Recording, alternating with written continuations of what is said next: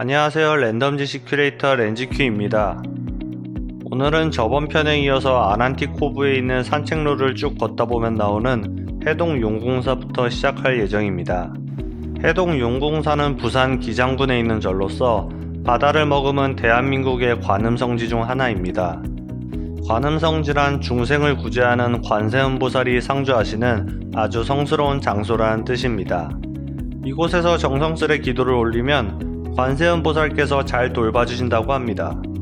그리고 한국에서 제일 아름다운 절 중에 하나로 꼽히는 곳이라 과거에 신혼부부들이 많이 방문하여 사진을 찍었다고 합니다. 가는 길은 꽤 험난하지만 가는 도중에 12지신상도 볼 수 있고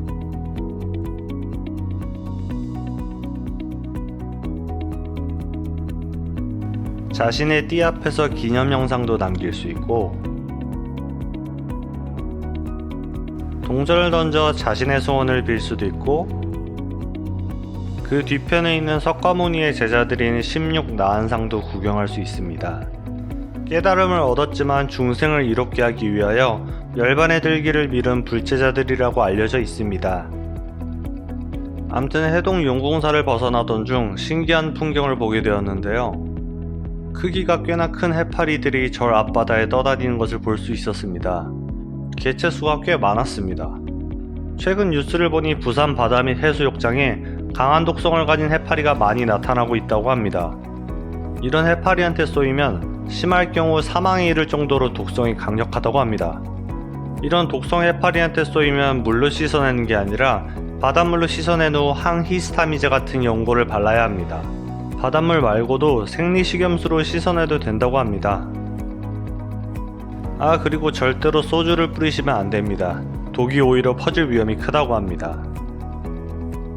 어쨌든 지구온난화로 인해서 동해안에만 영향을 미쳤던 난류가 서해안까지 미치게 되면서 해류에 몸을 맡겨 움직이는 해파리가 흘러들어왔다고 합니다. 지구온난화 때문이기도 하지만 폭풍우가 몰아치기 전에 해파리가 해수욕장 근처에 나타난다는 학설도 있습니다. 초강력 태풍 바비를 보니 어느 정도 일리가 있어 보이기도 합니다.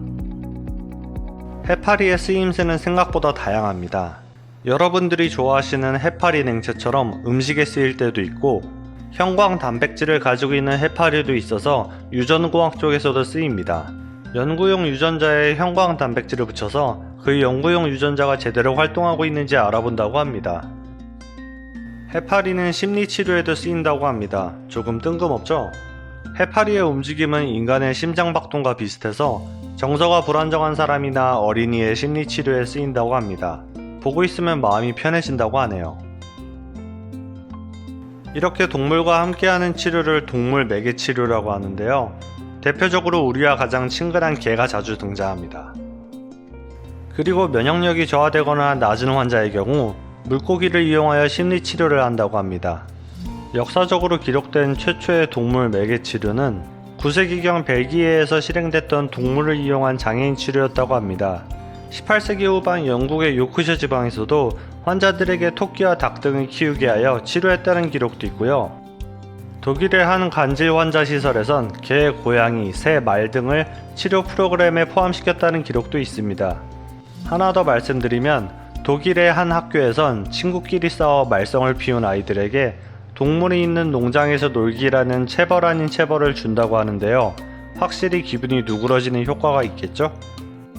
아무튼 다시 해파리로 돌아가서 지구온난화 말고 거대 유조선 같은 선박들 때문에 서식지가 아닌 엉뚱한 바다에 해파리떼가 출몰하는 경우도 있다고 합니다. 특정 선박들은 화물을 다 옮기고 난 후 가벼워진 무게를 보충하기 위해서 바닷물을 끌어들이는데요. 이때 바닷물과 함께 들어온 해파리가 나중에 다시 화물을 내릴 때 바닷물로 다시 쏟아져 나옵니다. 해파리의 천적이 없는 곳에 쏟아지게 되면 생태계 교란을 일으키게 되어 문제가 심각하다고 합니다. 이를 방지하기 위해 국제해사기구 IMO는 무게를 보충하기 위한 바닷물, 즉 선박 평형수를 소독하는 처리 장치를 갖추는 협약을 채택하였습니다. 또 특정 국가 시설에선 해파리의 천적인 쥐치를 방류하거나 해파리를 먹는다고 알려진 수염망둥어를 연구하는 등 해파리 월드를 방지하기 위해 인간은 노력 중입니다. 냉채로 만들어서 다 먹어 치워버리자라는 우스갯소리가 나오기도 하는데 실질적으로 먹을 수 있는 해파리의 종류는 손에 꼽을 정도라고 합니다. 디스커버리 채널에서 방영했던 다큐멘터리 미래의 지구에서는 1억 년 후에 해파리를 소개한 적이 있습니다. 해파리들이 뭉쳐 거대한 해파리가 탄생하는데요. 다양한 미래 생물들을 소개했던 프로그램이라서 한번 보시는 걸 추천드립니다. 마지막으로 해파리는 정확하게 말하면 어류가 아니고 무척추 동물이기 때문에 많은 생물학자들은 젤리피쉬보다 씨젤리라는 말을 더 선호합니다.